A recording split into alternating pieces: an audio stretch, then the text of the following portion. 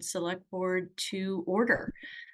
Pursuant to Chapter 2 of the Acts of 2023, on March 29, 2023, Governor Maura Healey signed into law an act making appropriations for the fiscal year 2023 to provide for supplementing certain existing appropriations and for certain other activities and projects. This act includes an extension until March 31, 2025 of the remote meeting provisions. This March 11, 2024 Select Board meeting will be conducted via remote participation by the board.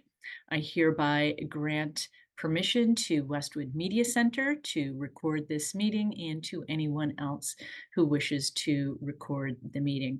With that, good evening and welcome everyone.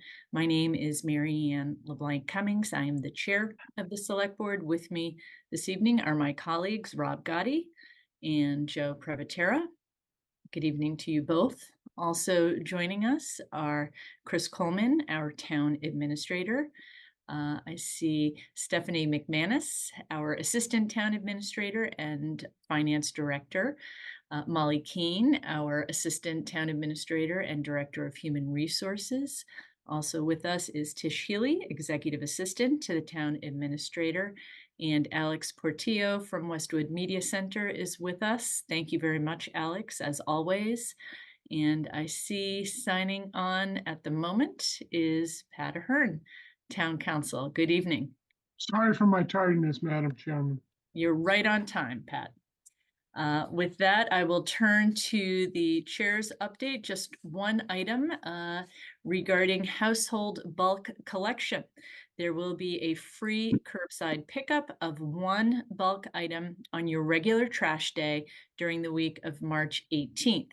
Only one item per household is allowed, and the item must be at your curbside by 7 a.m. on your regular trash collection day. Items that are accepted include furniture, a piece of furniture like a sofa, a love seat, a sectional sofa up to 3 pieces, a desk, toilet or sink, a bathtub, fiberglass bathtub, a fence cut into 3-foot sections and tied in a bundle, a wooden swing set also cut into 3-foot sections and tied in a bundle, or a rug cut to length. Bundles cannot be more than 50 pounds in total weight.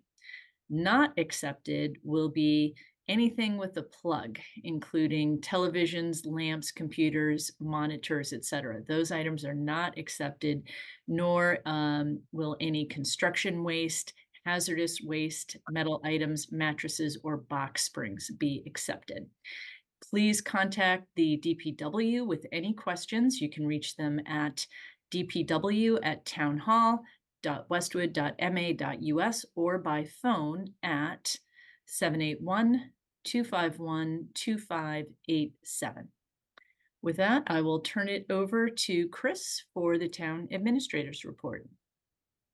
Thank you, Madam Chair.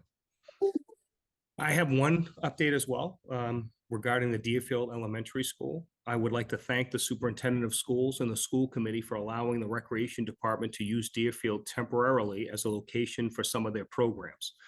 Just to be clear, care, custody, and control has not changed. No offices are being moved and nothing is permanent. We greatly appreciate this authorization, and yet this is just another positive example of the town and the schools working together. So thank you. Thank you, Chris. With that, we will turn to scheduled action, and our first item is a request for a temporary workspace agreement by Algonquin Gas. And joining us, we have John Bonsall from Algonquin Gas. And I'm not sure if we have anyone else joining us from Algonquin tonight. I don't see Mr. Cunningham yet, but I'll watch for him. But John is here. Yeah, thank you, Tish. Good evening, Mr. Bonsall. If I can figure out how to get my camera on here, bear with me one second. Sorry. Take your time. We can see you. Welcome.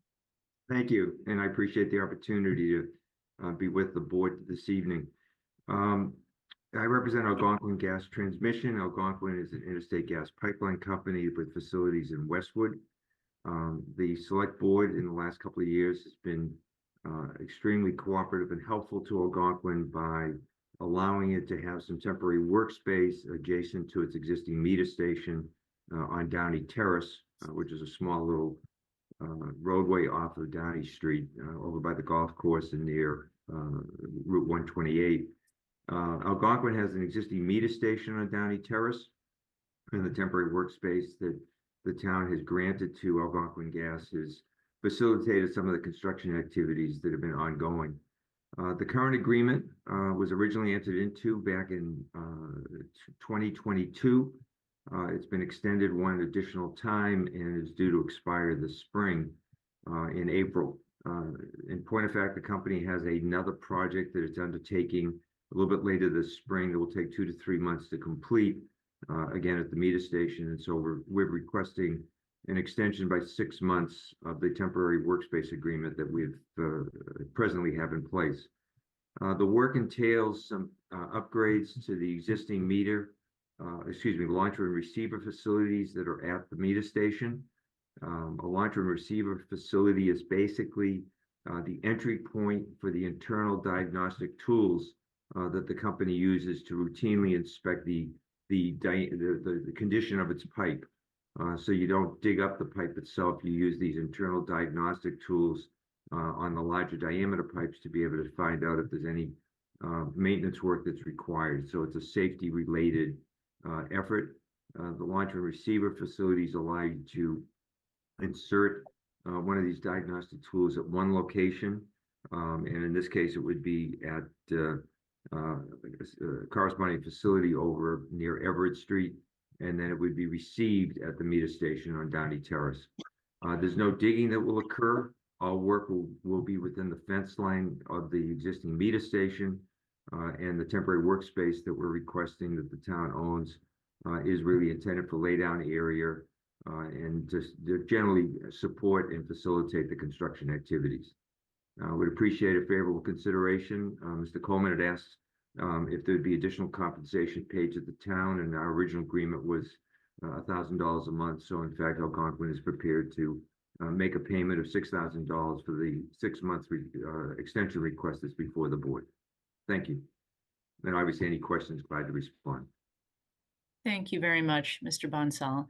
And I do understand that you, although no digging will be taking place, that Algonquin does plan to notify the abutters in the area of the meter station pending this work. Absolutely, exactly. Thank you.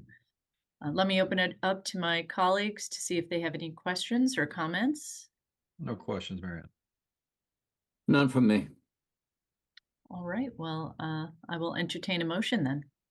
Okay, I move the select board approve and sign the second amendment to the temporary workspace agreement with Algonquin Gas for the property located at 7 Downey Terrace and for the work to be completed between May 1st, 2024 and October 31st, 2024.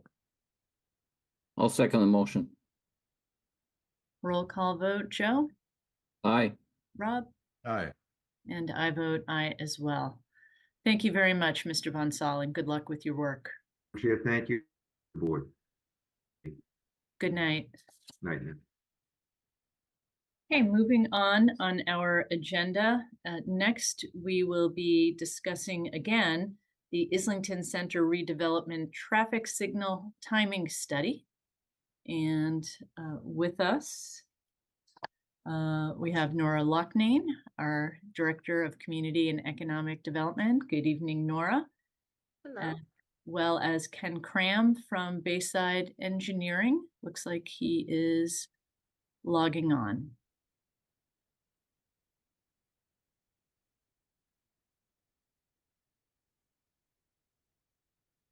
Good evening, Mr. Cram. Hi, Good to see you again. thank you. Nora, do you want to take us through the history to remind everyone where we are with this? Sure. So this intersection study came out of the planning board's April 2018 special permit for the Islington Center redevelopment project. At that time, the developer's engineer and the peer review engineers could not determine whether or not it would be useful to alter the intersection, it's specifically to alter the left turn options onto from southbound Washington Street onto eastbound East Street, or from northbound Washington Street onto westbound School Street, or both. They decided that it would be best to wait until the development was much further along to make that call, and they recommended that the select board take this up later. So this was put into a schedule to take a look at in 2022 as the project neared completion. And the developer and Ken, the traffic engineer, came back to the select board at that time and asked for an additional extension of time through last December, with the understanding that they needed more time. The residential portion of the steeple building was not yet fully occupied, and they thought it would make more sense to do the traffic counts after they had greater levels of occupancy.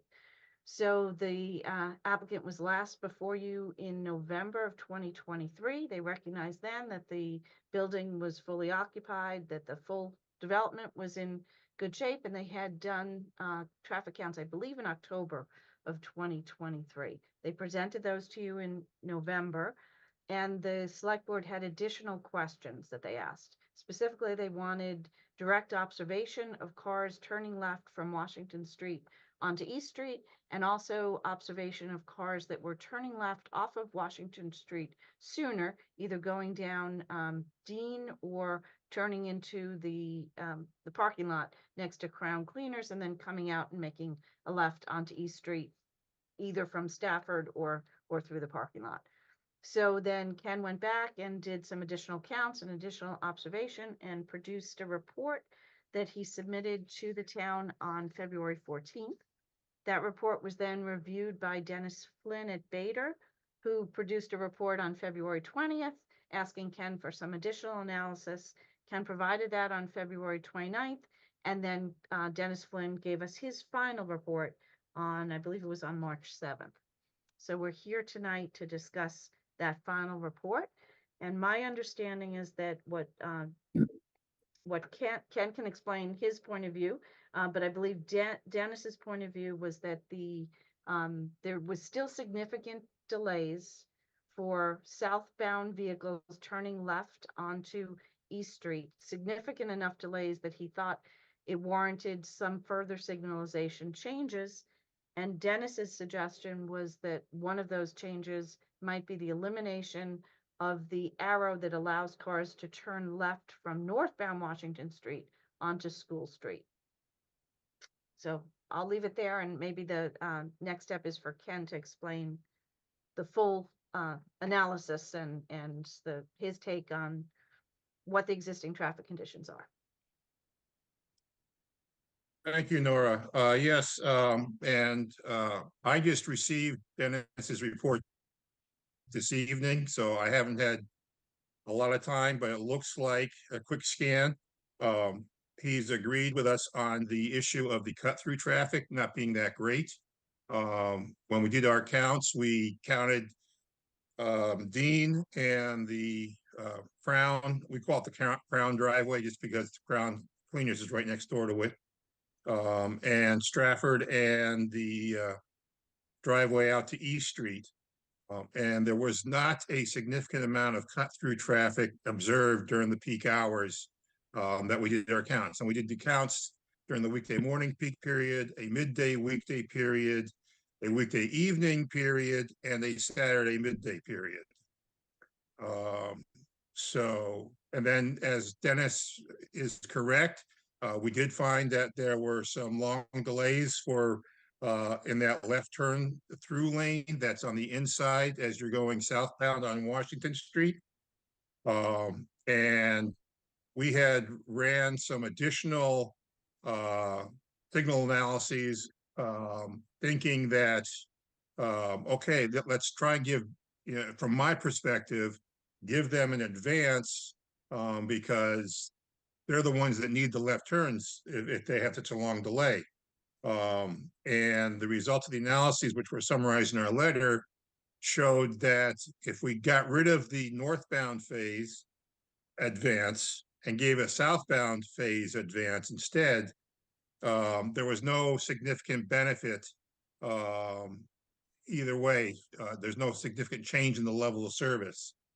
But the one thing Dennis asked for, and I wish he had called me and I would have run it really quick, was what if we just dropped it all together. No advance for either the northbound or the last southbound phase. We haven't run that analysis, but my inclination is that the level of service would still be the same as they are, and there would not be, I can run that analysis and report on that. Thank you, Mr. Cram.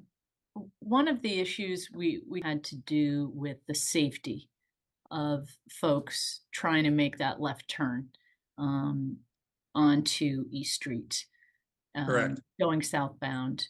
And certainly anecdotally, we are all aware that many times motorists have to turn on a red light, very often, or if they're even luckier, on a yellow light. But the real concern I think many of us have is with respect to safety. What observations, if any, were you able to make with respect to when in the light cycle motorists are making that left turn? Most of them are making them probably during the clearance phase. But one of the things we What have does done that mean? What does that mean, sir? When it's yellow. Thank you. However, we had also done a safety analysis, and we prepared a collision diagram. So we wanted to know, where the crashes were. So we reached out to Mass DOT, and we actually got the actual physical crash reports and did a collision diagram. And it turned out that in the area of the intersection, and this includes on the approaches from East Street and School Street as well, there was only one crash that involved a left turning vehicle from a vehicle traveling southbound with actually it was a motorcycle going northbound that hit that car. And based on my recollection of reading the report, the motorcyclist actually got back up on his motorcycle and left the scene. So that was in our one of our earlier reports. Mm-hmm. And how do you assess the safety or lack thereof relative to the drivers who have to make that turn? Apparently, the majority of whom have to make that turn on a yellow light. I think it's simply a matter of the people that make that left turn are probably people who always make that left turn or have to make that left turn, and they are aware of the intersection and its conditions, and they know how to safely negotiate it, because we went back 3.5 years or so, and like I said, there was only one crash involving a left turning vehicle southbound from Washington Street to East Street. And I just have one more question for you on this, sir. So do I understand that the majority of folks making that left turn are doing so in the clearance phase? In other words, when the light is yellow? I would expect that's probably when most of the left turns would occur, yes. And how many, and how long is the clearance phase, generally speaking? I'm sure it varies from time of day. No, actually, I believe it is, there's a 3-second yellow and a 2-second all red. Each phase. And how many vehicles would you expect would be able to make the turn during the clearance phase? The rule of thumb is 2.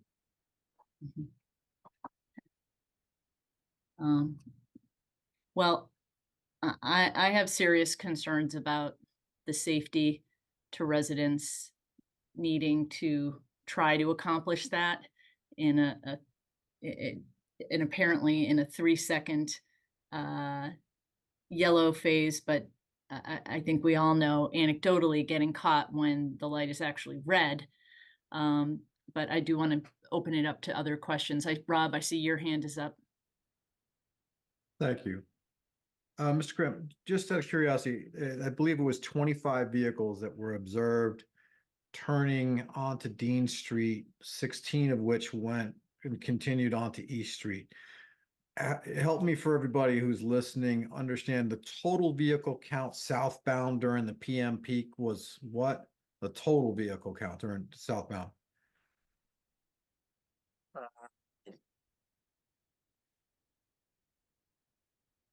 Give me 5 minutes and I can find that for you.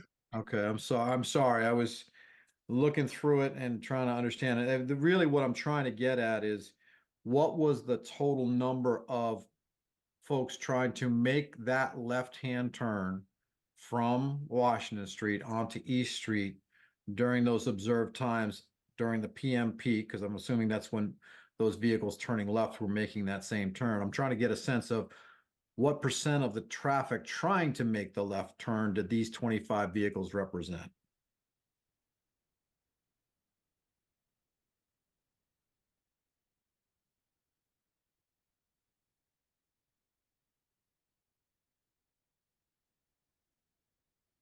Okay.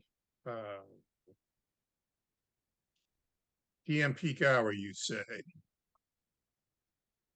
Actually, would you repeat the question now that I have the numbers in front of me? Sure thing, no problem.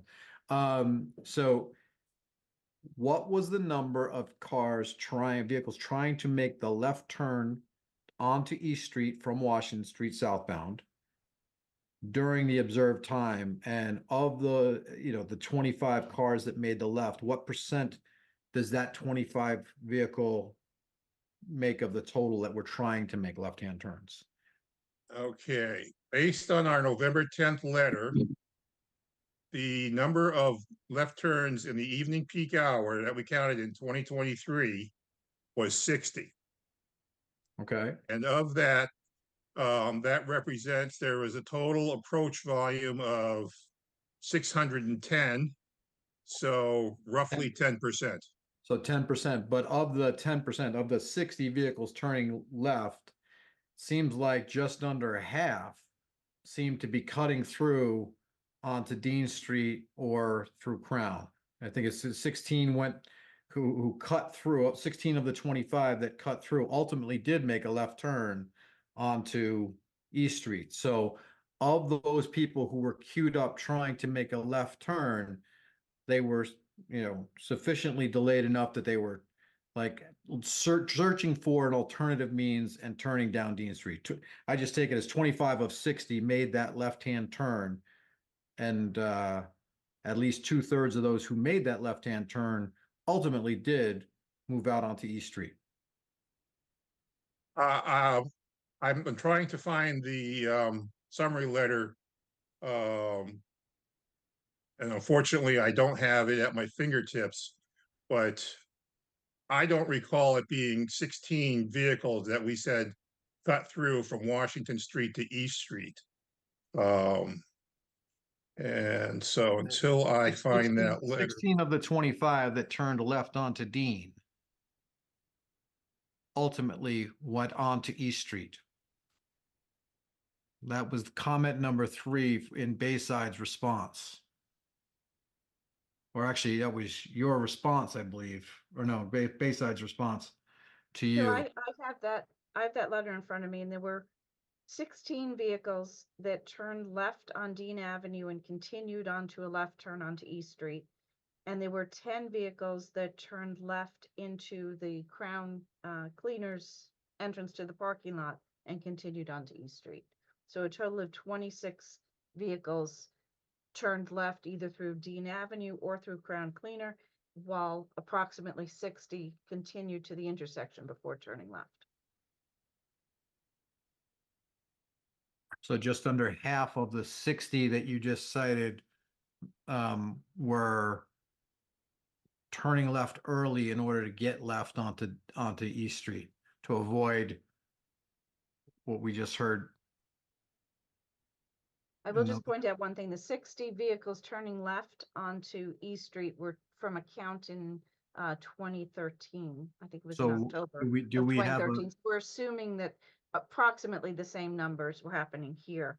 So these would probably be about a third of the total number of cars that were coming southbound on Washington Street and intending to head east on East Street.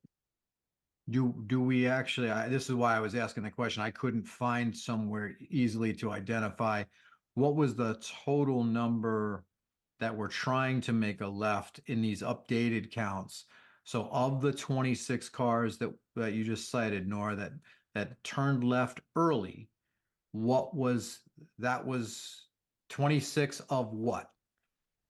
That was 26 of, let's see, 25 plus 64, 26 of 99 cars that made those turns. But these were the cars that were not coming up to the intersection. So just to be clear, the counts that were taken in January were a different type of traffic counts. They were specific observation to see what people were doing, where they were turning, and then how long they were taking to go through the intersection. I don't think, Ken, unless I missed it, I don't think you re-reported the same counts that you had done in the fall of 2023. I think this was additional analysis. So if we presume that those numbers held true and that there were still approximately 60 cars going through the intersection and turning left, then I would say it was those 60 cars plus the 26 cars that turned in either Dean Street or down Crown.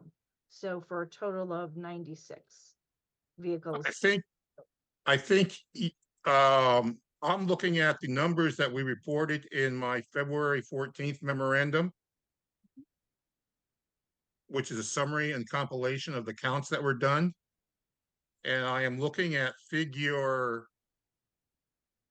3, the raw counts for the weekday evening peak hour, which shows the 4:30 to 5:30 is generally the peak hour. And southbound on Washington Street, I have 6 vehicles making a left turn into Dean. And at the Crown driveway, 13 vehicles. Those were the actual counts. We did a tracking, and that's summarized in table 1, which is on page 9. Yes. And as you can see, there's 1 or 2 vehicles every 15 minutes that we observed. And then the corresponding number on the right-hand side shows what was tracked through to East Street.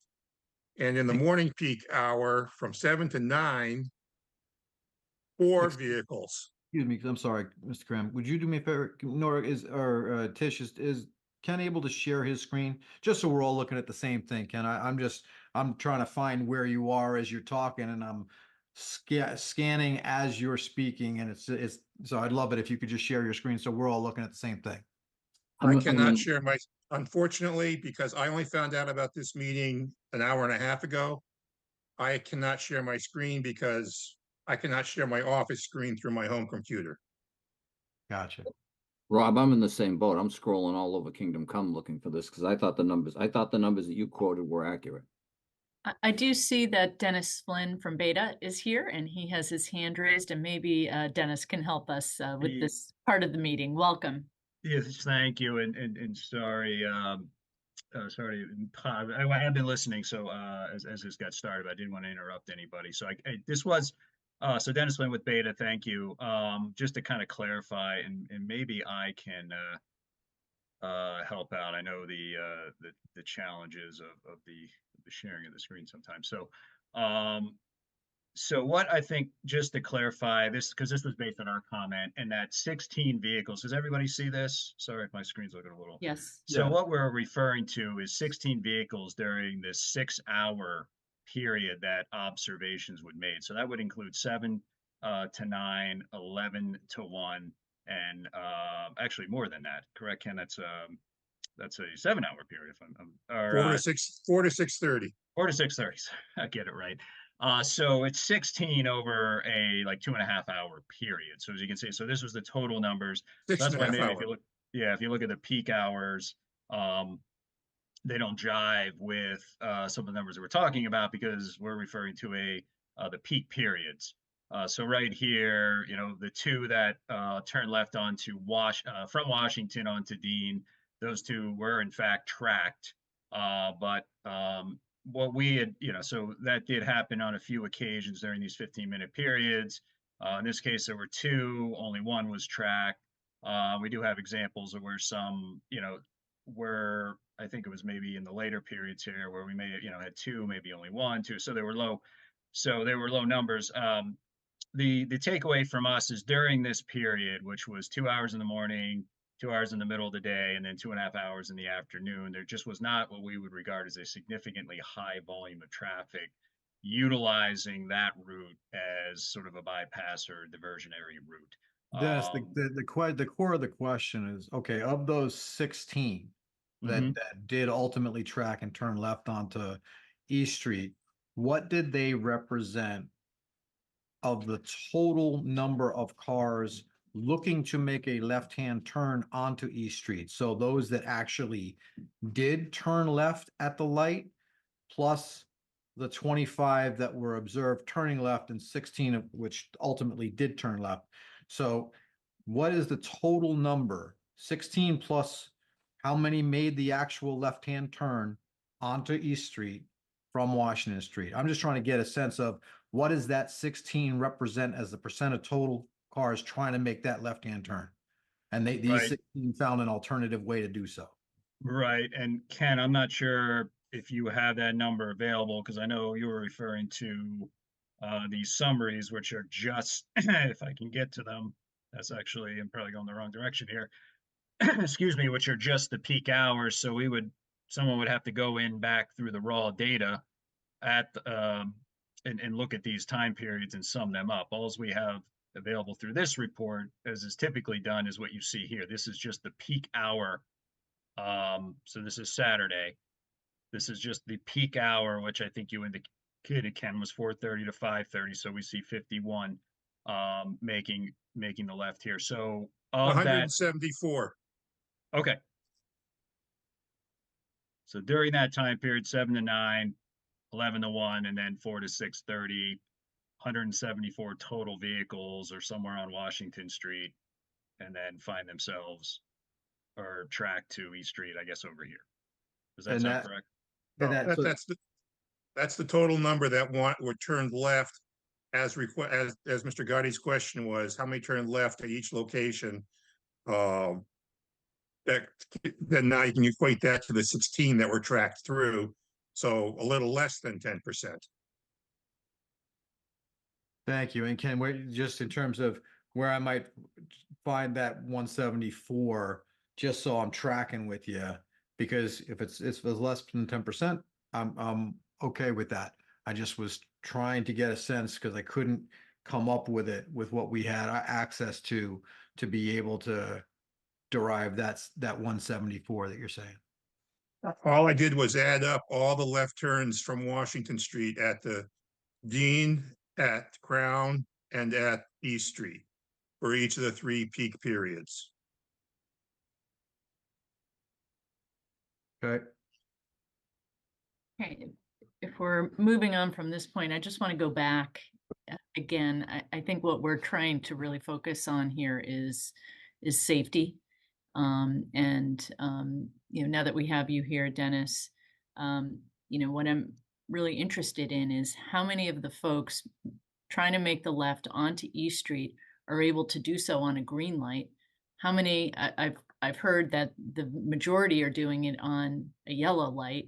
And I'm wondering what percentage is doing it on the red light. I know I've had to do that many times out of necessity because I'm out in the intersection and that's the only time at which you can make the left. Can you help us understand that a bit more? Well, I didn't observe it myself, but looking at this volume, 51 left turns that take place, which is right here. And this is the evening peak hour, which I think is the highest.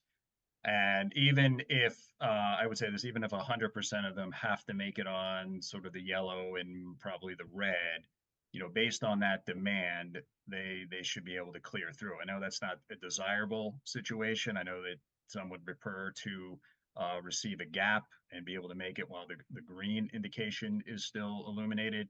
But when you're talking about 51, what that really boils down to, generally speaking, is about 2 vehicles per cycle. So each cycle, each time the signal goes through its entire series of phases that want to make a left turn. That's 50. This is 51 in an hour.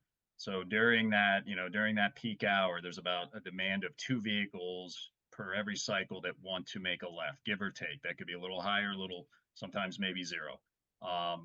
And so, although yes, it would be more comfortable and ideal to be able to find a gap in the opposing through to make that left, though, that demand does allow for those vehicles to make that maneuver during the yellow and red, to clear through, so they're not basically stuck through another cycle. And yeah, that answers the question. Now, in terms of how many actually do it during the green, I think that would have to be answered by someone who observed it, who, I mean, it sounds like your experience driving through there is you're almost always making it during the red. But if this were a higher demand, that would be more problematic, I would say, and likely we would see more issues on the safety data.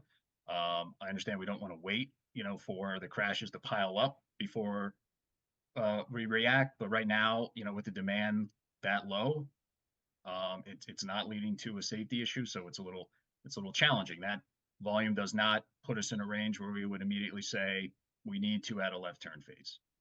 I know that's a little tricky, and this is guidance that we use this for, and we are, based on what we're seeing, able to clear them during a cycle, albeit during what we call the clearance and chain of clearance, the yellow and the red. But right now, with that 51, with them able to make it through during a particular cycle, that's sort of the reality of what we're seeing right now. And how soon after that southbound light goes red does the green light activate for the oncoming traffic? I'm not sure offhand. I would say at least 5 to 6 seconds, probably 3 to 4 seconds of yeah, Ken, I don't know if you have those numbers handy. Yeah, basically it's the way the signal cycle is set up. There is the clearance phase, which is 3 or 4 seconds for each approach, and then there's like a 2-second all red after each one. And that's when people go. And that's when people are turning in that 1 to 2 second red phase. And therein lies the risk and the danger.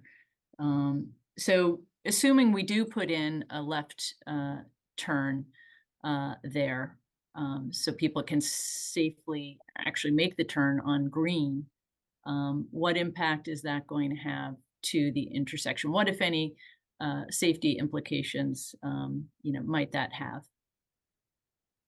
When you say put a left turn in, are you talking an exclusive left turn lane? I'm talking about a signal allowing for a left turn. I mean, there are 2 lanes there. Correct. And we ran that analysis, and that was included in the last letter, and there was no significant change in the level of service results from AM, midday, or PM. A couple of seconds either side of the level of service, is not significant enough in my mind to warrant a change. And I have not, as indicated in Dennis's last letter, we did not run it without any advance for either phase. But my inclination, my thought, and my experience tells me it's not going to be any better. If you change one of those through lanes and make it an exclusive left turn lane, then you're going to put all the through volume, depending on the peak hour, anywhere from 300 to 600 vehicles from 2 lanes into 1 lane. And you would definitely get your left turns, they'll operate great, but you're going to have long queues, northbound and southbound, on Washington Street in the remaining lane. And just to be clear, Mr. Cram, just as far as terminology, when you're talking about level of service, what that refers to is how quickly traffic can move through an intersection efficiently. Is that correct? It's close, yes. It's a weighted average of all the delays for all the approaches, and then it's rated against the scale, and that scale is then tied to the letter designation, where A is good and F is bad. Okay. And that question in terms of level of service is a different question in terms of looking at whether an intersection is actually safe for motorists to move through, right? Correct. And one of the things that the state does is, and we did that in this case here as well, is we evaluated the intersection based against Mass DOT's district level and statewide level crash rate. And this intersection is below what the state would consider a rate that would have to be significant, where you would have to start thinking about, some other measures to improve the traffic safety. We're below the statewide rate. Or the Right. district rate. Mary Ann, can I Go ahead, Joe. Can you, first of all, can you see my hand? I'm trying to reposition things here. Rob usually helps me out. On my hand again. You're getting the advantage of daylight, Joe. It's helping you.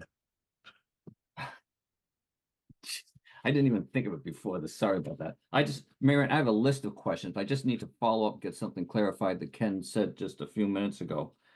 Ken, you pushed Mary Ann on a dedicated lane for left turn, but coming from Norwood, that is northbound, which of those lanes is dedicated to a turn? None of them. Then why do we need to dedicate a lane going south? I was just asking to clarify the way she'd asked the question. Okay, then I'll ask it. There are no dedicated lanes going north, but we have a left turn arrow. But now when we want a left turn arrow, all of a sudden a dedicated lane comes in. But we could do this, we could just flip this so the people going towards Norwood southbound get a chance to go through the light when it's green without having a dedicated lane, Ken. I'm not advocating for a dedicated lane. I just want what's going north to be what's on the south side now. Does that make sense? Yeah, what you're saying is you want a southbound advance to make it easier for the southbound movement to make a left turn or a through movement, which is what the northbound has now. Right. And I ran that analysis, and that's what was summarized in our last letter. And there is no significant improvement in the overall intersection level of service as a result of that kind of a change. Well, I guess that we'll leave it to your professional opinion, and I'll stick with my observations. But I do want to follow up, if I can just sneak in one more, and I'll have a few afterwards, but Mary Ann, follow up with Dennis. Dennis, just so the public understands, on page 4, I think there isn't 3.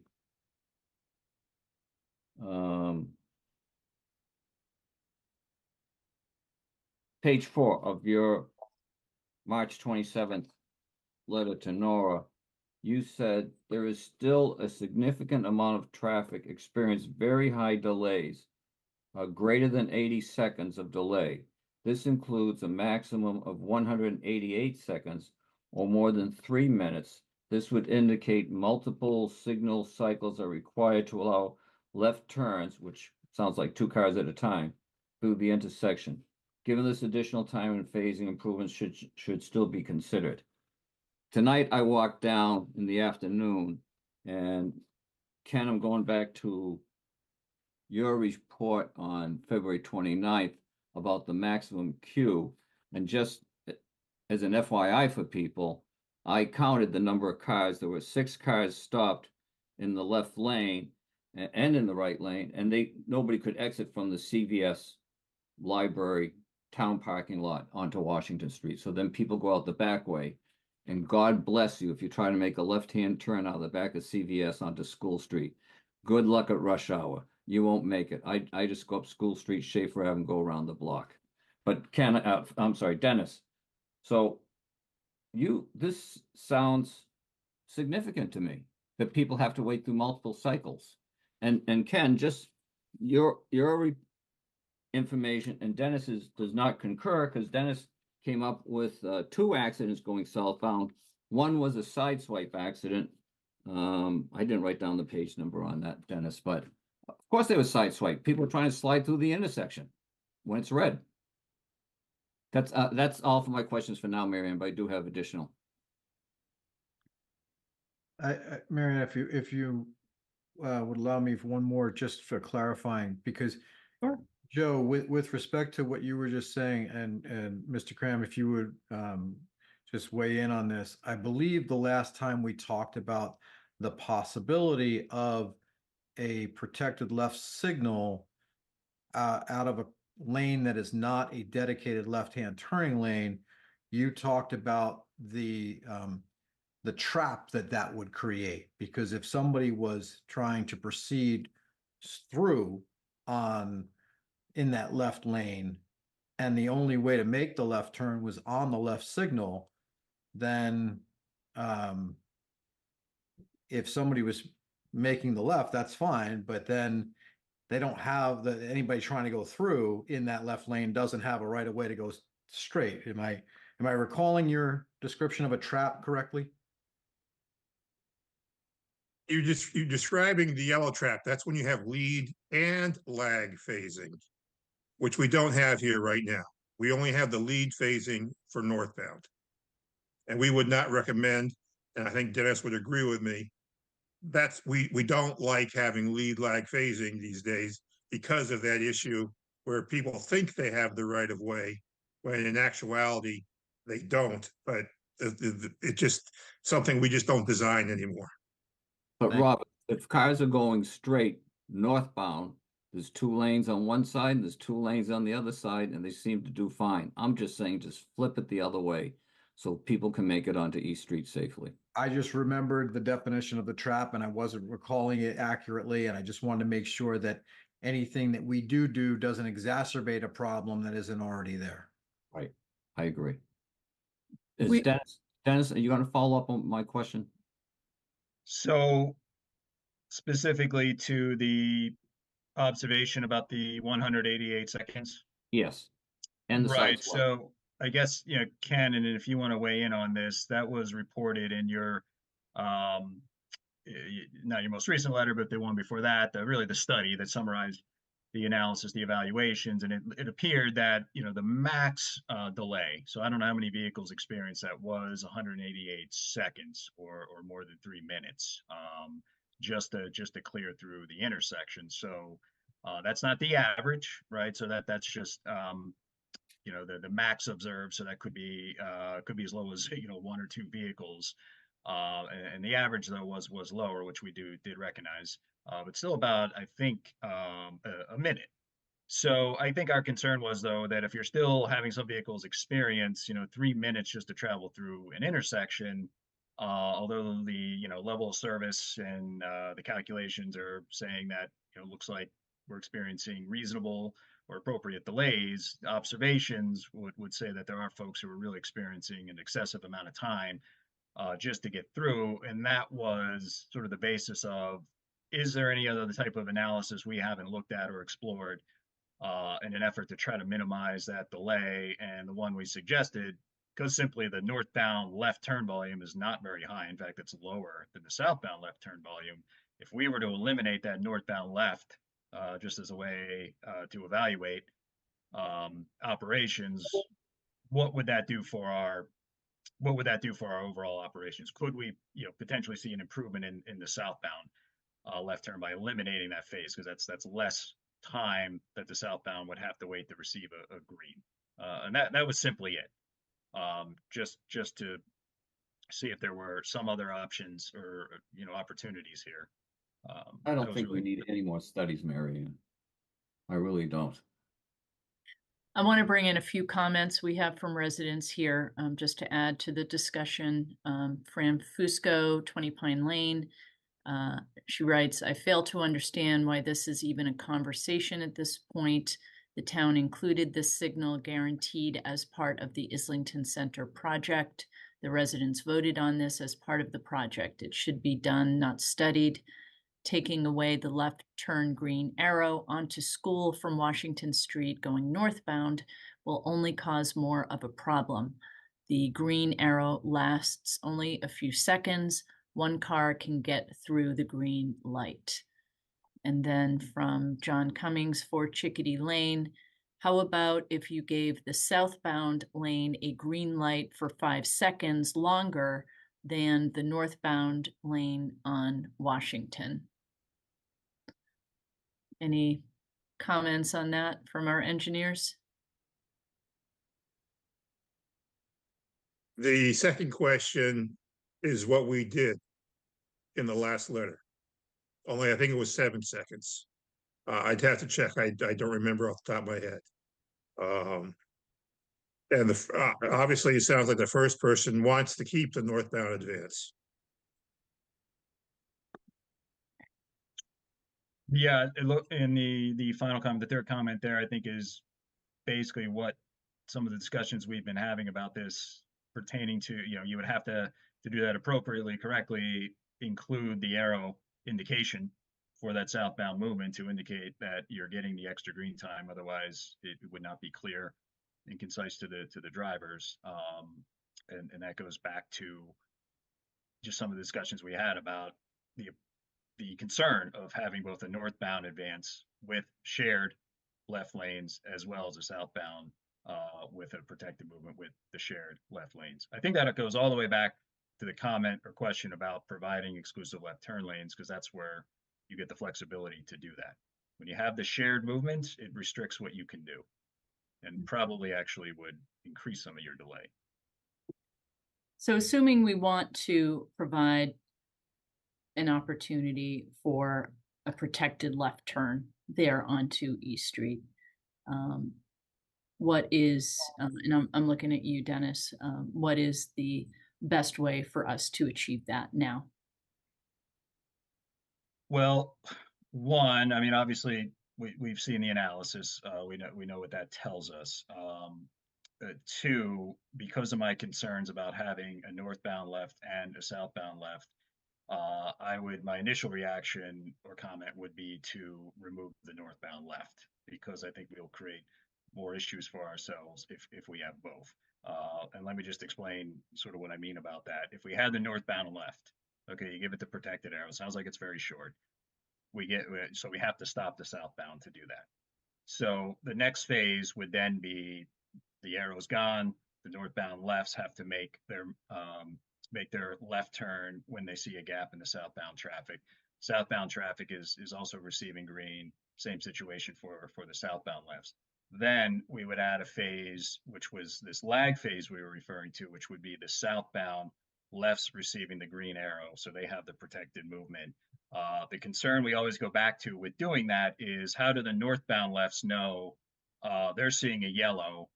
How do they, they get caught in that trap situation? Because typically when you're a left turn vehicle and you see the yellow, that's sort of an indication that the opposing traffic is going to stop and provide you an opportunity to make a left, similar to what we kind of see right now.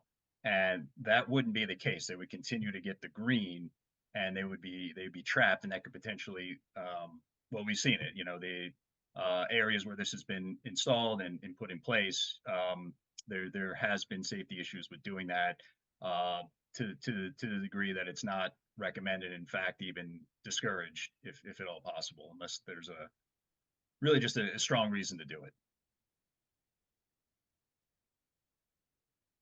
Okay. So that makes sense. Yes. Well, I think we need to, what's before us is we need to decide as a board whether we're going to require the developer to make a change at this intersection, and to provide guidance on that. So What are your thoughts, Joe and Rob, on that? I'll go first, Rob. First of all, Fran's comment was right on the mark. What you didn't know, Ken, was town meeting was promised this left turn on May 30th, 2018 by the select board. The select chair stood up and said, we're going to get a left turn onto East Street.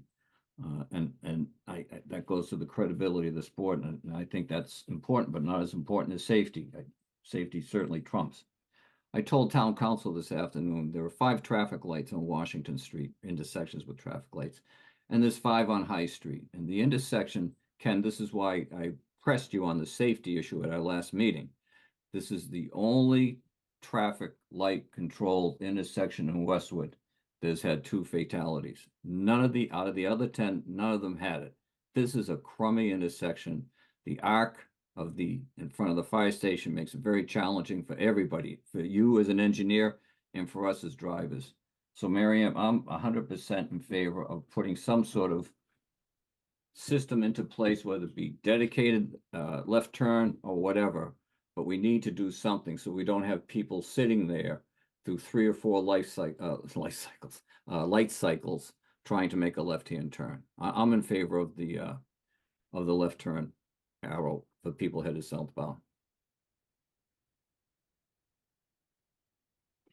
What do you think, Rob? I'm concerned. We're listening to all of the data that is saying that it may not be in our best interest to do that, in terms of it may not improve things. And I guess the only thing that I'm concerned about beyond the safety issue, and I'm not discounting the safety issue, is do we unintentionally make something worse? And so what is the impact of the potential impact of doing what you're proposing?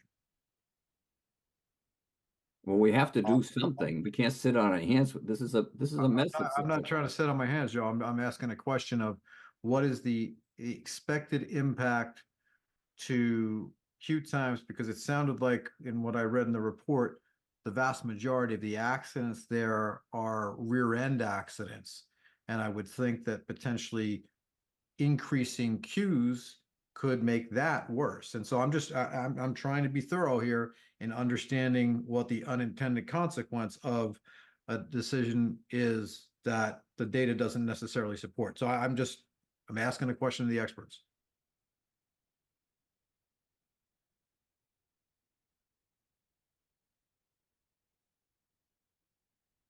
I'm sorry, can you clarify? That's a question for us?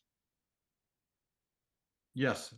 Okay, can you, I apologize. Can you just repeat that? Make sure I'm understanding. Joe, if I'm understanding what you're requesting or suggesting is that it's a protected left-hand turn signal. Yes, Joe? I'm just making sure. Yes, yeah, I'm sorry. Yes. That's okay. So if that were to be implemented, Dennis and Ken, what is your expectation as to what the impact to queue time, queue lengths, et cetera, could be from a safety perspective in terms of additional accidents? Well, I'll go first, and I'll, at the risk of sort of repeating myself, my concern again would be is if the southbound left turn was provided with that left turn arrow movement, my concern would be is if you maintain the northbound. And I know people don't want to hear take out the northbound, that's a problem, or that there's issues related to that. But however, if we kept the northbound and we added the southbound, we would introduce a safety risk that does come with that lag. And it actually goes against industry practice, industry standard, and we would definitely not recommend it. So if there was a strong desire to put in the southbound left turn arrow, we would recommend other modifications, such as taking out the northbound arrow. And I know that's not going to make, it's going to upset some people, particularly people who make that movement, simply based on the fact that we would be proposing something that would probably lead to additional accidents or definitely driver confusion. Just based on that alone, or we'd have to look at other things that we could potentially implement. The only other way to do it without that safety problem is you give a separate phase for the northbound while the southbound goes nowhere. And then you give a separate phase for the southbound while the northbound sees red.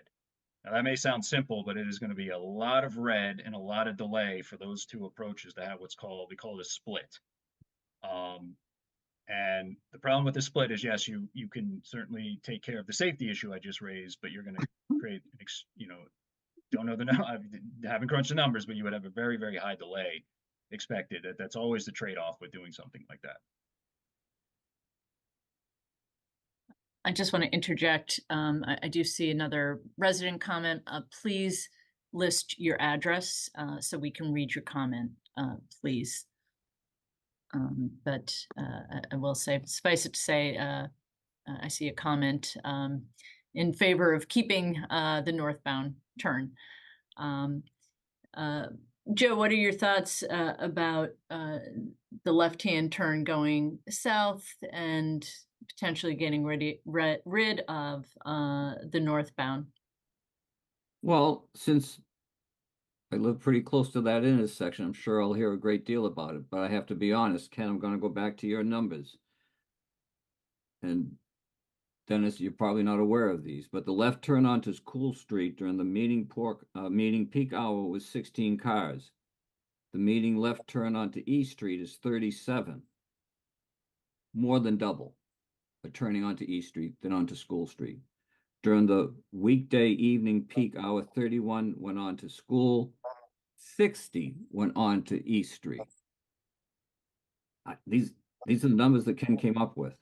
And during Saturday, it was pretty even. So when you've got double the number of cars turning onto East Street than onto School Street, I'll take the heat for that, for the increased safety. Yeah. That's what I think. I agree with you, Joe, on that. I think, this has been going on for decades. I don't need to tell you or Rob that in Islington, and it's a real problem. The issue is safety. The issue is that people don't have the time to make that left turn safely and to do it on a green light. You're doing it on yellow or red. Although the numbers, thank God, of accidents are not high, that doesn't mean it's not unsafe. It doesn't mean that we haven't had near misses there. It doesn't mean that people aren't uncomfortable making that turn, because I think we very often are. So I agree and would like to see this designed in a safe way. I hear your point, Dennis, about the northbound, and we don't want to create problems. We're trying to solve them, not create more.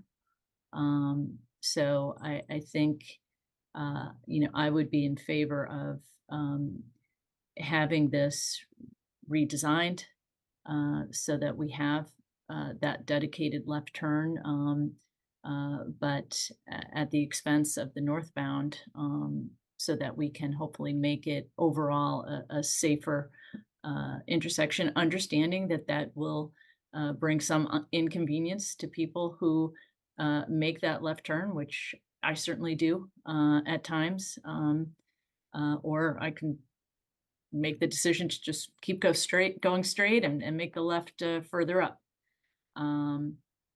So I think we've got to make a decision as a board as to whether we are going to require more from the developer on this.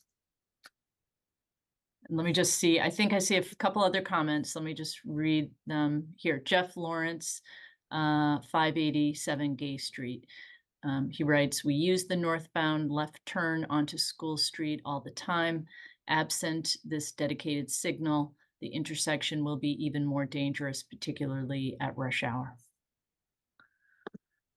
All right. Is anyone prepared to make a motion?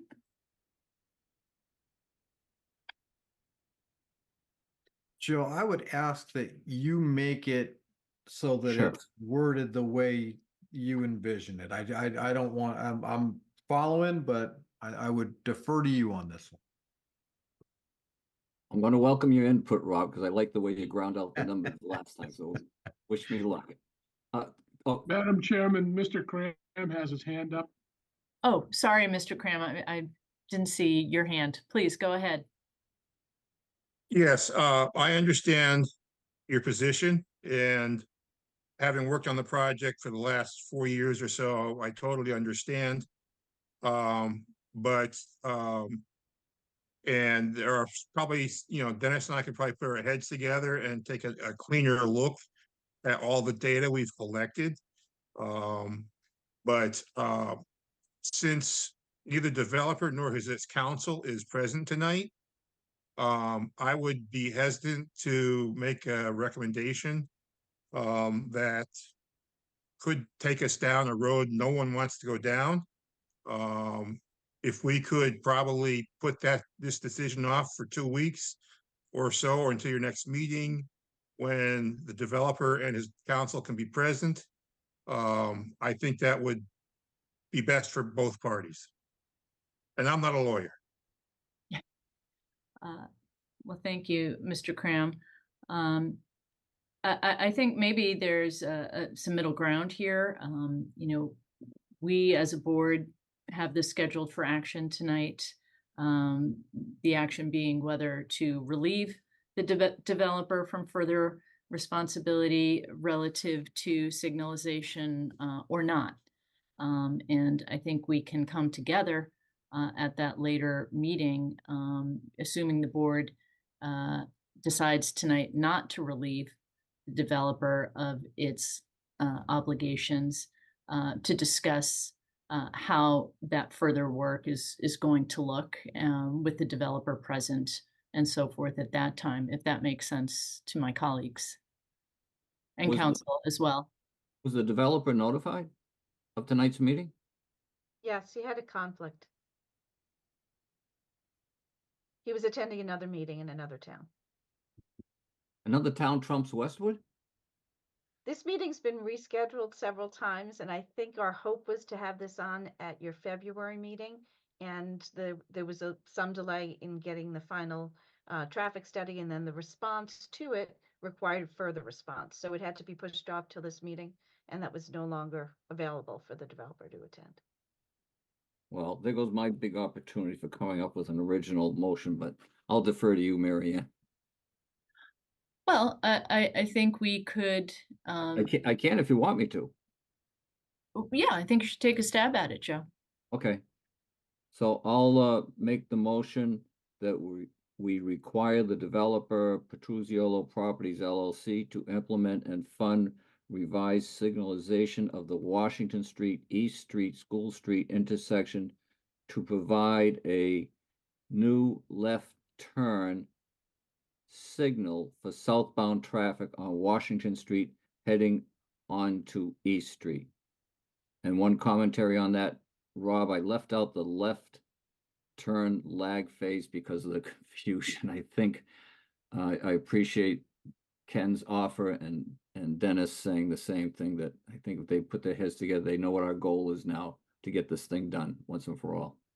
Understood what you did there with the modification and can second that because I think it achieves the middle ground that Mary Ann was looking to achieve. So I will second the motion as made.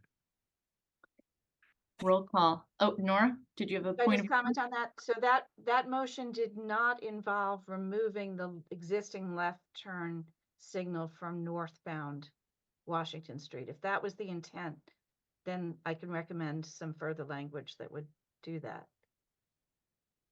So if that's your intent, Joe, what I'd recommend is that you motion to require the developer Petruzziolo Properties LLC to implement and fund revised signalization of the Washington Street, East Street, School Street intersection to remove the existing left turn lead phase for northbound traffic on Washington Street heading west on School Street, and to provide a new left turn lead phase for southbound traffic on Washington Street heading east on East Street.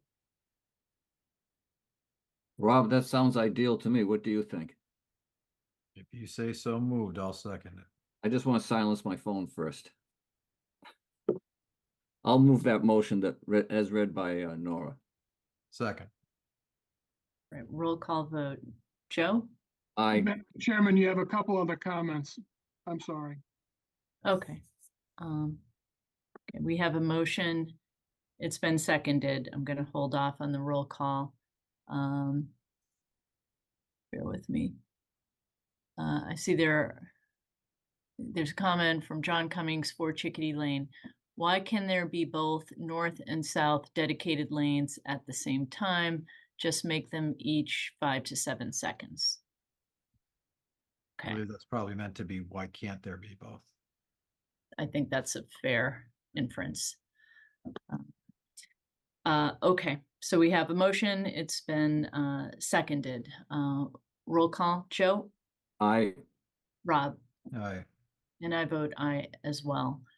And just as a corollary to that, I think what we will do is aim to get this on for a meeting, preferably in April, where we can invite Mr. Petruziello and his counsel if he would like, and invite you, Mr. Cram, and Mr. Flynn back so we can further discuss this. Does that make sense?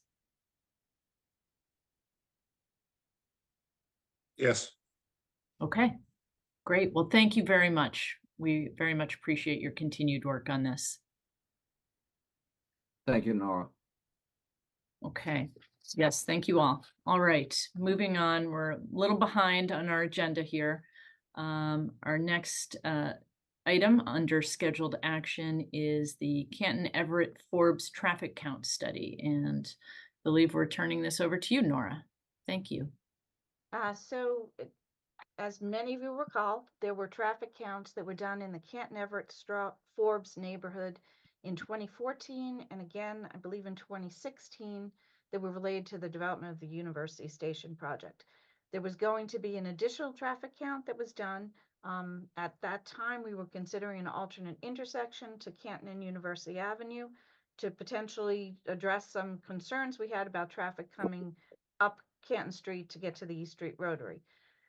We suspended that contract that we had with Beta in 2015, I believe it was, for the alternate design study so that we could wait for the Dedham Street off-ramp to open and see what the actual results of traffic coming off of the off-ramp from 95 North would be heading up Canton Street to get to the East Street Rotary.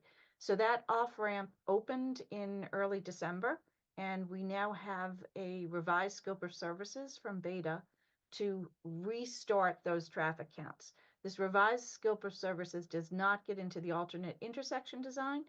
They could go back to that with an additional scope of services if it's warranted by the traffic counts. So what's recommended here is that Beta be permitted to undertake additional traffic counts for comparison to the ones done in 2014 and 2016. These traffic counts would be on Canton Street, south of Downey Street, on Canton Street, south of Spelman Road, on Canton Street, south of Hemlock Drive, on Everett Street, west of Lyons Road, and on Forbes Road, south of Spelman Road.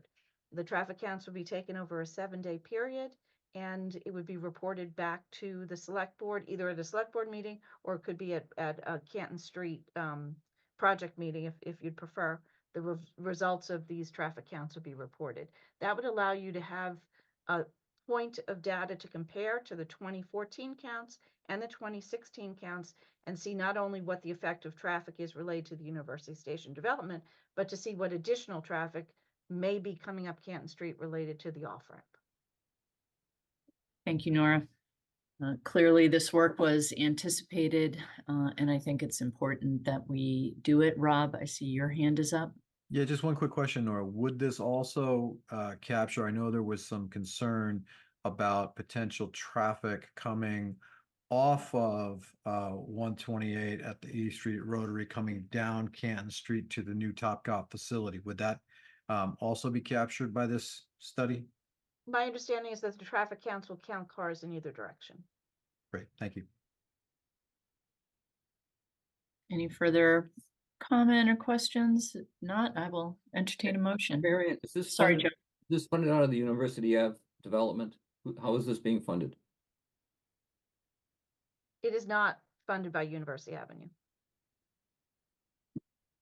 I think the thought is that we can use select board reserve for Oh, this. no, this is just 2015, 2016. I was still walking up and down Washington Street. I was just wondering where it was coming from. Okay, no, I'm good, thanks.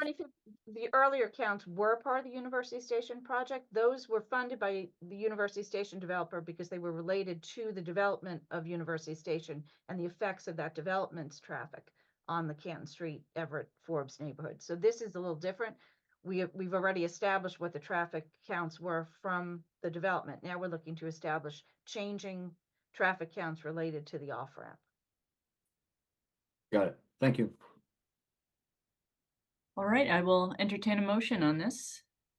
All right, I move the select board authorize the expenditure of $38,200 for payment of a contract between the town and Beta Group for traffic counts in the Canton-Everett-Forbes neighborhood. I'll second the motion. Roll call, Joe. Aye. Rob? Aye. And I vote aye as well. Nora, thank you very much. Thank you very much. Okay, turning to the FY25 budget update with Stephanie McManus. Welcome. All right, thank you. I'm just going to share my screen, do a quick presentation, if that's okay. That would be great. Thank you. All right. So tonight's budget update includes the 2 budget supplemental articles needed for the current fiscal year FY24, as well as a few updates to the 25 budget. These will be reviewed tonight by the select board, and if approved, forwarded along to the FinCom. We've been going on in the budget cycle for FY25. A few items that were included in the budget so far are referred to as assessments, and up until a certain point, they were just added in the budget as estimates, and we have since received accurate, updated information on these assessments, so I just wanted to go through them with you. So the town receives outside assessments from other agencies that need to be included in the budget. Like I said, we initially just start the process with an estimate and then update the board as soon as we get accurate information on those. The first item is from the Blue Hills Regional Schools. So this assessment, the updated number for the FY25 budget is $118,881. So this is a good news. It's a decrease from what our assessment is in the current fiscal year FY24. It's about a 29% decrease compared to the current year. It is also $67,000 less than the original FY25 estimated budget that was presented last to the select board on February 5th. This is due to a decrease in Westwood student enrollment. So in FY24, the current fiscal year, our assessment includes enrollment for 8 students. That is now dropping to 5 in FY25. The average is about 6 students year to year. Last year, there was, if you remember, there was a significant increase from FY23 to 24 just because of that increase in students, and it's now back down to around what the average is. So these changes have been incorporated in what we call the fixed budget, which is the portion where this assessment sits. This number has been adjusted in the school budget portion of the overall operating budget, which is where this assessment sits. And then that decrease of $67,000, that change has been incorporated into the fixed cost budget to add back in items that had originally been cut or funded in other sources in order to balance the budget, which those updates were given to the board back on February 5th. The second assessment that we have received an update on is our MWRA assessment. That is contained within the sewer budget. So the current FY25 assessment is about $3.2 million. That's a decrease of $109,000 or 3.3% compared to the current fiscal year. It is also $224,000 lower than the original estimated budget that we had included in the FY25 operating budget. The sewer budget revenue, as well as the expense side, will both be adjusted in the final budget. So overall, there'll be no budget impact.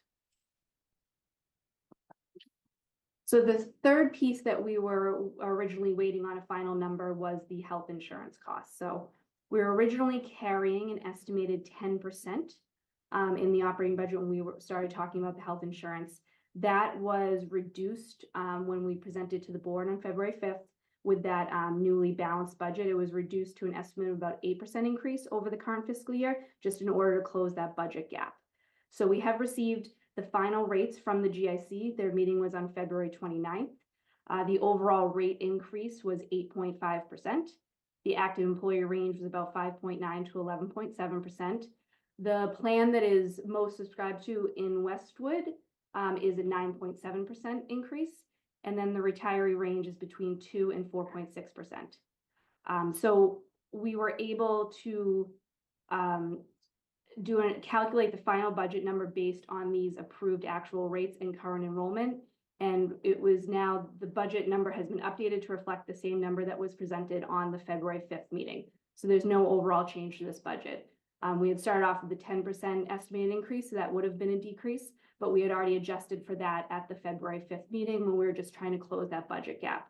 So thankfully, we didn't have to find money to supplement this, but as is, the budget that is included right now will remain the same, and there's no changes to the fixed budget overall for that.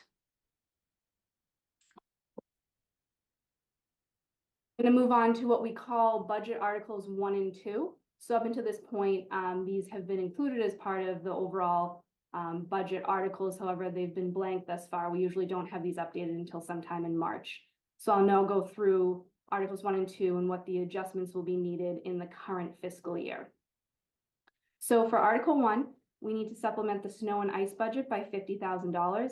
Well, it was thankfully not a snowy year, and I don't want to jinx that, still going on, but has not been a snowy year. There were a number of ice events that required additional salting, and so contracted services and supplies for that. This is not a bad number. Historically, we've been within about this range. We are using the FinCom reserve as a funding source for that, which is a typical funding source for this reason. So the total overall Article 1 is just that $50,000 for the winter activity for the snow and ice budget. Article 2, which is also a supplement to the FY24 budget. I'm going to go through this step by step for the different categories. So there's a total of 3, and I'll sort of go through the 3 individual items that are listed on here. First, which I know we've discussed this a number of times over the last couple of months, we have come up with we've analyzed a number based on actuals to date for the year and then projecting through the rest of fiscal year 24 and what we might need for a fire department salary budget adjustment. So we need to supplement the fire department salary budget by a total of $800,000.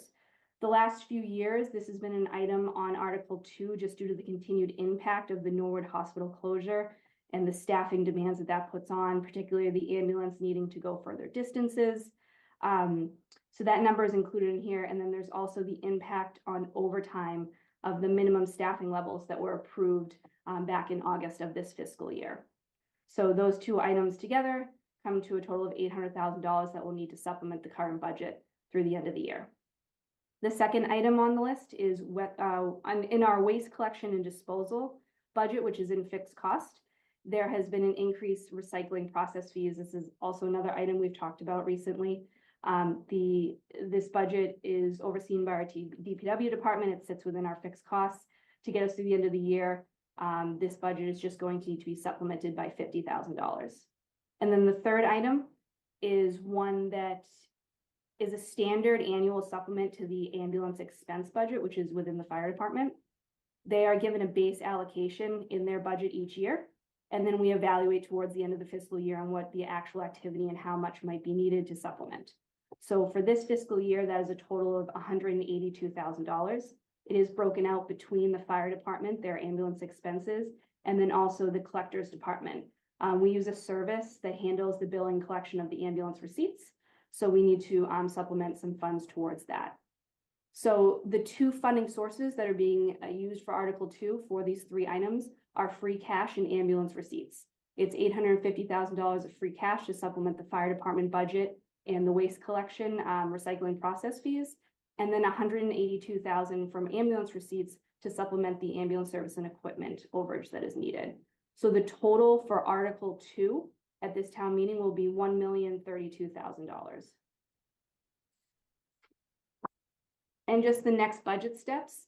So tonight, I would just look to the board to give their approval, or ask questions, of course, first, and discuss, and then give approval on Articles 1 and 2 for town meeting. And then also just give approval for any updates that have been included in the operating budget. Those final budget articles will then be submitted to the FinCom. We will be sending a memo within the next week or two to the FinCom for any of these updates that have been discussed tonight on the financial articles for the 2024 town meeting. FinCom is meeting tomorrow night. Their members have been meeting with our individual departments, our department heads, as well as myself, town administrator, HR director, assistant town administrator, to go over the individual budgets. They will be presenting those in reports at their meeting tomorrow night, which is in person. Their final public hearing will also be in 2 weeks, March 26th. That's also in person. I will be presenting the financial articles, and those will be voted on. And then the last step in the budget cycle for this year will be the town meeting book. We will work with the FinCom on preparing that and mailing it out to residents. And I will take any questions you have. Stephanie, thank you very much. That was an excellent presentation, and clearly this is the busiest time of year for someone in your position, and we appreciate all of your hard work during this budget season. Rob, I see your hand is up. Yes, thank you.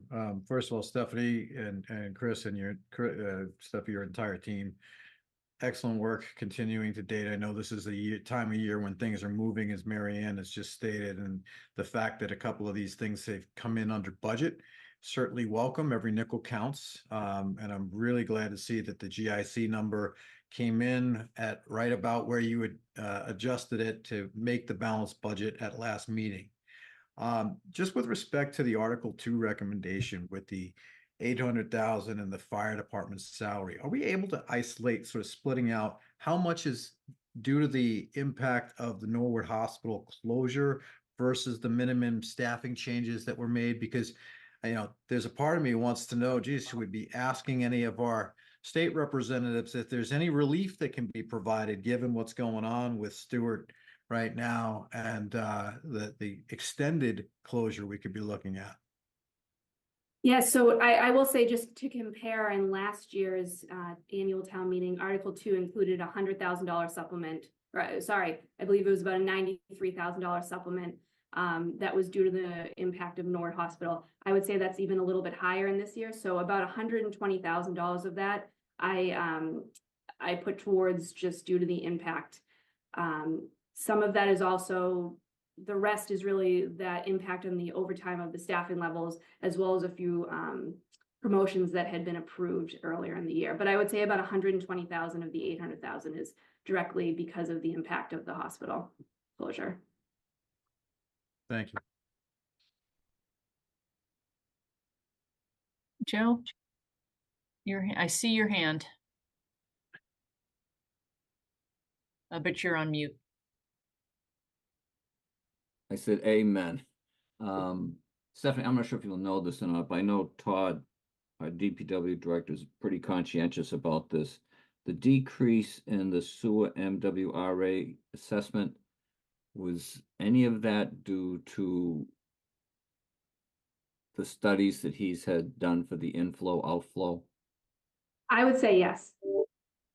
Great.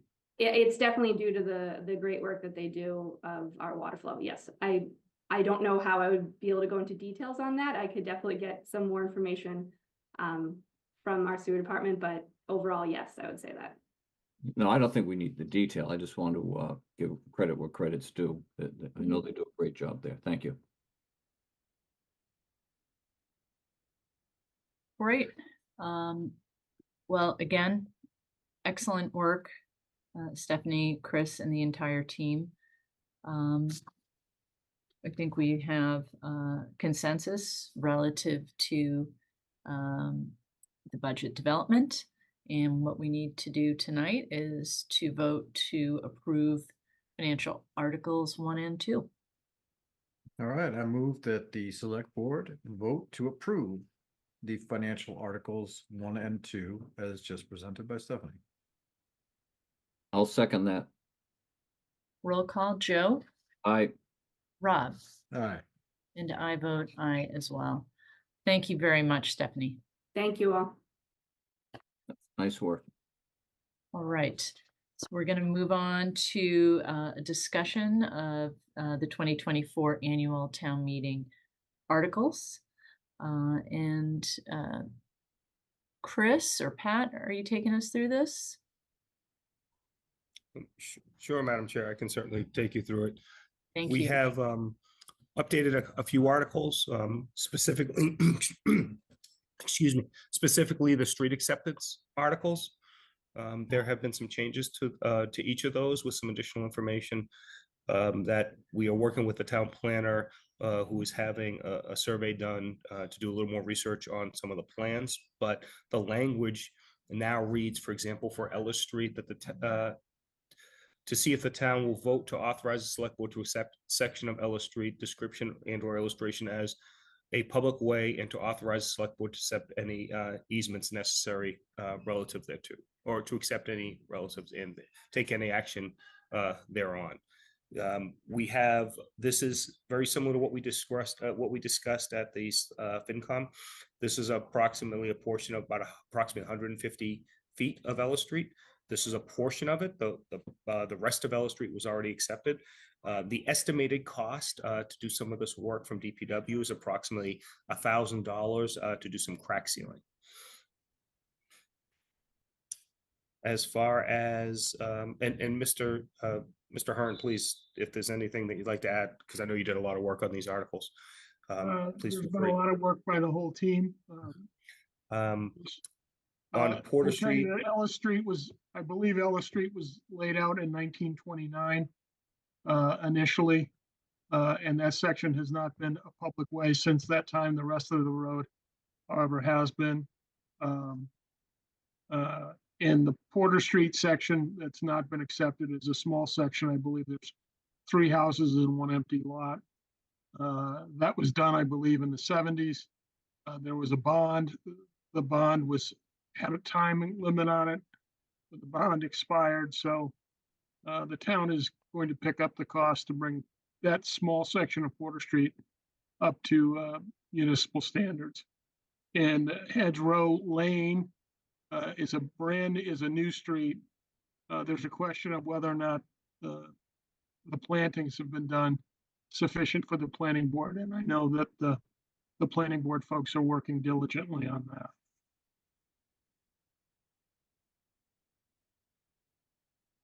thank you, Mr. Hearn. One other minor change is to the proposed fee schedule for sealer weights and measures. If you recall, we had an amount of $100.01 that is now being revised to $100. So we will be, we put that in there as well. Okay, thank you, Chris. Any comments or questions from my colleagues? No? I have one question. Go ahead, Joe. Can we please, for the street acceptances, can we please have a locus or our GIS people put something in that town meeting warrant book? I've sat to too many people and they say, where's Porter Street, or where's this street, or where's that street? We used Joe, to do that. one of the things we're working on right now to try and get an illustration for people to see, to put it in the book. Great, A description and an illustration. yeah. Picture speaks 1,000 words. Absolutely. Thanks, Marianne. No further questions. Thanks, Joe. All right, with that, I think we can move on to new business. And we have a couple of collective bargaining agreements. Madam Chairman, you have a couple comments on the Q&A. Oh, thank you. I missed that. Thank you, Pat. Let me pull that up. Okay, I've got a comment from Jeff Lawrence, 587 Gay Street, with chapter 184 comments. The proposed article represents a missed opportunity. Westwood's 60-year-old language regarding control is open to interpretation and woefully inadequate in today's environment and inconsistent with what most of our neighboring towns require. Most towns require leashes, which is simple and easily enforced. But if we must live with the concept of control, then I recommend that the town modify its definition. For example, some towns include the following concepts into their definitions of control. 1, dogs being immediately responsive, no delay, to voice commands. 2, always with a certain radius of the owner, within a certain radius of the owner. 3, certain behaviors, e.g. dogs and owners stepping off paths to let others pass. 4, leashing within 25 feet of another person. 5, maximum number of dogs per walker. Paren 2 is fairly typical, close paren. Absent clarity, the current definition will continue to be largely unenforceable except in extreme situations such as injury. This issue is simply one of public safety. As for the petition's claim that their 600 signatures represent a majority, according to Dottie Powers, under a FOIA request, there are 1,568 Westwood households with dogs, so hardly a majority and even a smaller minority when measured against the town's population of 16,000. Okay, thank you. All right. With that, we will move on to new business and turn this over to Molly Keene. We're first talking about the Westwood Permanent Firefighters Association. Yep. So in both of these cases, MOAs were settled back over the summer in the case of the fire union in July and with SEIU in August. So for the fire department union, we settled 2 MOAs back in July, one for FY 22-23 and one for 24, 25, and 26. And so what happens after we sign that MOA is everybody takes a break and walks away for a minute, and then we get to work integrating that new MOA contract language into the existing collective bargaining unit, so everybody's looking at the same page. So tonight, I'm asking the board to approve the fully integrated collective bargaining agreement for the fire union that takes into account both of those MOAs and any smaller MOAs that would have been signed between the last time this practice was done, which in this case was 2019, FY 18, somewhere about there, and today. Thank you, Molly. We've reviewed this. We thank you for all of your work, significant work, to get this to us. Any questions or comments? None. Not, I will entertain a motion. All right, I move the select board approve and sign the collective bargaining agreement between the Westwood Permanent Firefighters Association for fiscal year 24 to fiscal year 26, and for the electronic signatures of the board to be affixed to the CBA. Second. Roll call. Joe? Aye. Rob? Aye. And I vote aye as well. Thank you. And next we have the SEIU. SEIU, so very similar. MOA for FY 24, 25, 26 was ratified back in August of 2023. We finished the process of integrating that language into their collective bargaining agreement, and that is before you tonight. Thank you. We have reviewed this. Any questions or comments? None for me. None. All right. I move the select board approve and sign the collective bargaining agreement between the Service Employee International Union, the SEIU, Local 888 for fiscal years 24 through 26, and for the electronic signatures of the board to be affixed thereto. Second. Roll call. Joe? Aye. Rob? Aye. And I vote aye as well. Molly, thank you very much for all your work. All right. That brings us to old business on the agenda, the first of which is appointments and reappointments of boards and committees. Chris, I'll turn this over to you, please. Okay, thank you. Yes. What we have on the agenda today is really Aid to the Elderly Infirm Committee.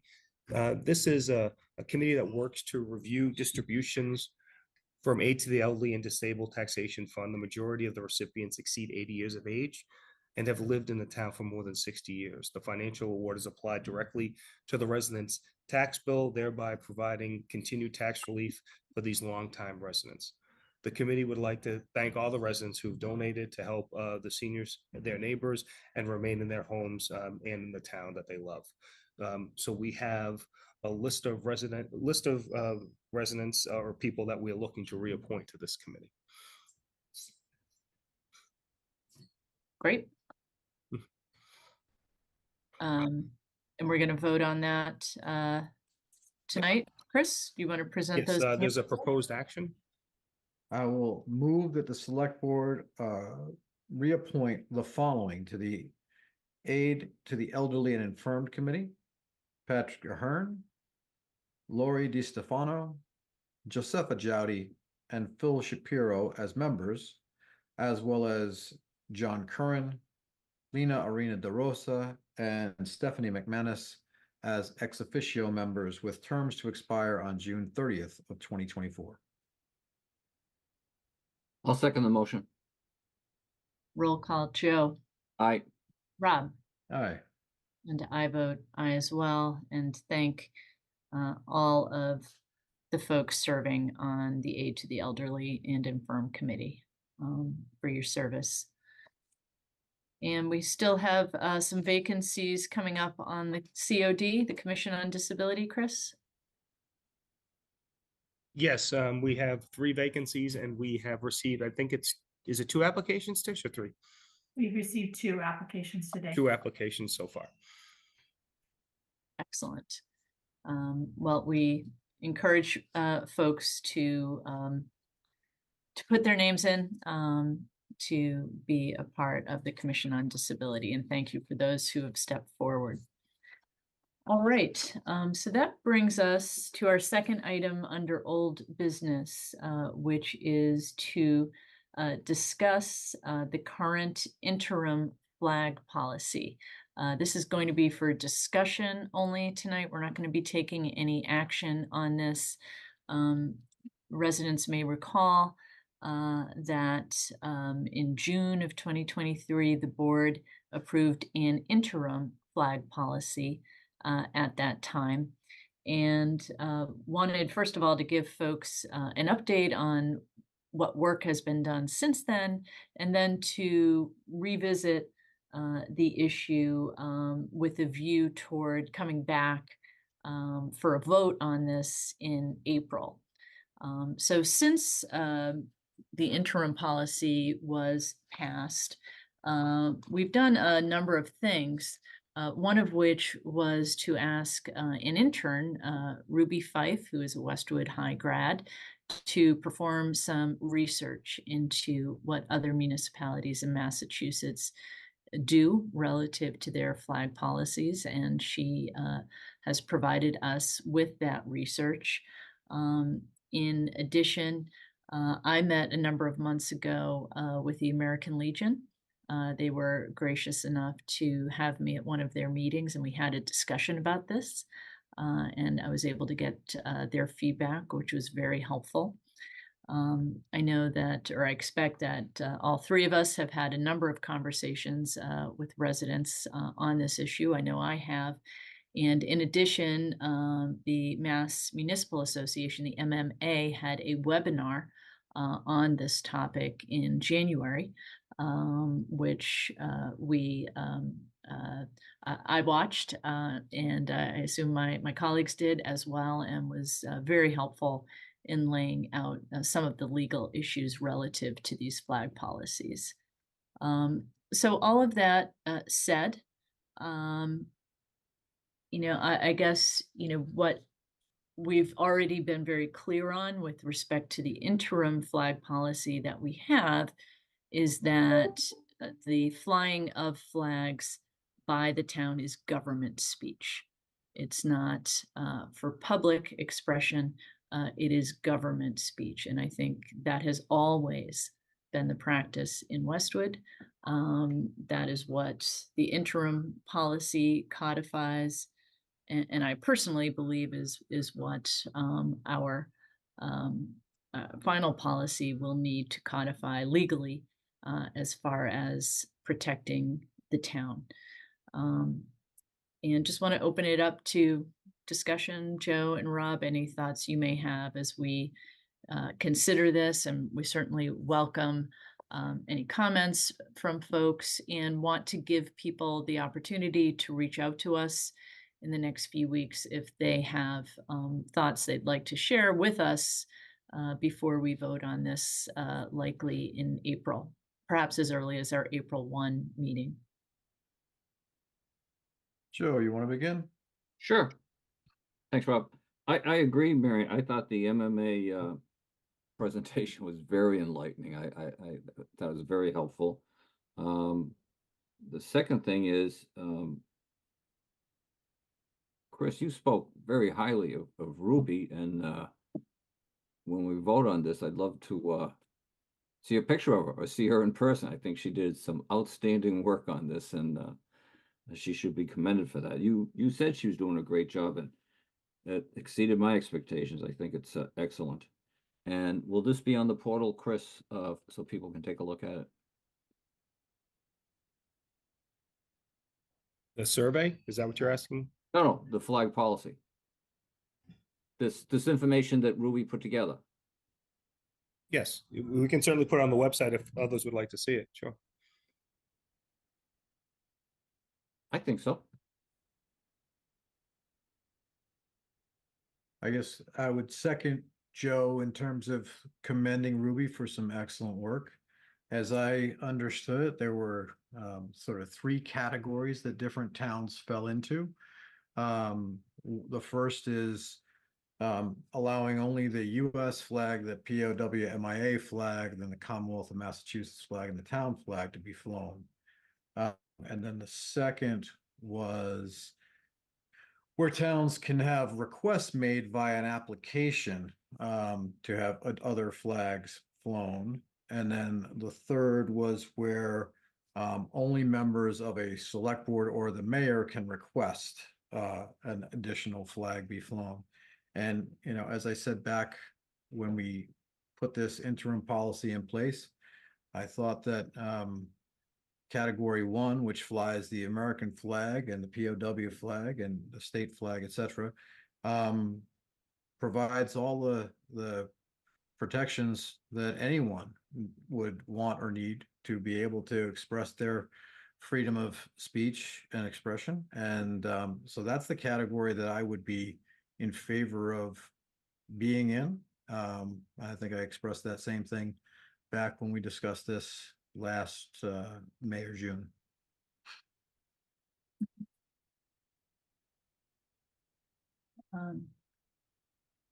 You know, first and foremost, what the litigation in this area has shown is the need to protect the municipality from a legal challenge. And I think that is what we have to keep first and foremost in our mind as far as protecting the town.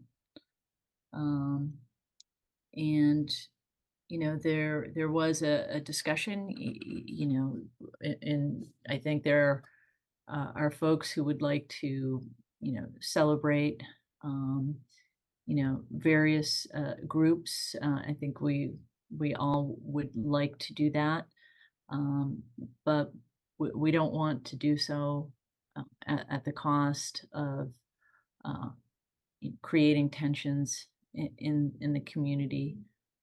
Things that we've seen on the national scale. So I think those are real concerns that we have to keep in mind as we work through this and to do what's best to protect the town.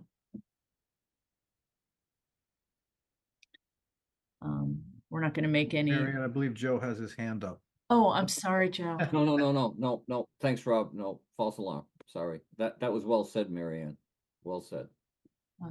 Thank you, Joe. And we do have a comment, Nada Fabrizio, 32 Webster Street. She said, others would like to see everything. And I think that's probably, I'm guessing, pertaining to the discussion about putting the research online, and that will be done. So folks can see that. And, you know, Ruby Fife, I met her when she was in the Young Women's Club at the Westwood High School, and she is delightful. I believe she's at Bowdoin now, and she is very, very smart and capable young woman. And we were lucky to have her work for the town. Anything else that people want to add at this point? Think about? All right. I'm just gonna watch the MMA thing again. It really was good. And then read this through, and I think I'll have a better handle on things. Okay. And then we will we'll discuss it further at a meeting in April. That will be posted. Great. All right. Moving Point of on. order, Madam Chairman. Pardon me? Point of order. Oh, please. Do you want a draft policy for that April meeting ready? Discuss? That would be great, Pat. Thank you. Thank you very much. All right, moving on, we have approval of our regular meeting minutes from February 26, 2024. Any changes, additions? If not, I will entertain a motion to approve. I move we approve the meeting minutes from February 26th, 2024, regular meeting minutes of the Select Board. Second. We'll call Joe. Aye. Rob. Aye. And I vote aye as well. That brings us to public and press. We have a comment from Kathy Wallace, 283 Farm Lane. She writes, in the original procurement documents, the OPM applications for Fire Station 1 were due by February 15th, with the final selection to be recommended to the Select Board by March 4th, with the contract signed by March 15th. Given that the application period was extended to February 21st, why isn't the recommendation being made tonight, March 11th, with a contract to be signed by March 21st? I am concerned about delays in this project. Any updates that we can give on that tonight? Or Madam Chair. The interview team, or the OPM team that was put together, did interview the candidates. We are doing the background checks for those candidates, and we would hope to have the recommendation to you by your meeting on March 25th. Excellent. Thank you very much, Chris. Thank you for the continued work. I think that we've been working very diligently since town meeting and making great progress. So thank you very much, Chris, for all your work and the work of the team on this. Madam Chair, I really have to give a lot of credit to Michelle Miller, our procurement manager. She is doing a tremendous amount of work on this for us. Thank you, Chris. And actually, I've got one more question from Kathy Wallace, again, 283 Farm Lane. How many FS1 working group committee members attended the fire station tours? What stations did they tour? What future tours are being planned? What is the next step for the working group? And when will the webpage be updated so residents can be informed? Chris, would you be able to take those on? Chris, would you like me to answer that one? Go right ahead, yeah, Molly. Molly, great, Right. thank you. So the first question, how many committee members attended the tours? There was approximately 15 members from Westwood who attended. I think there was only one staff member who couldn't.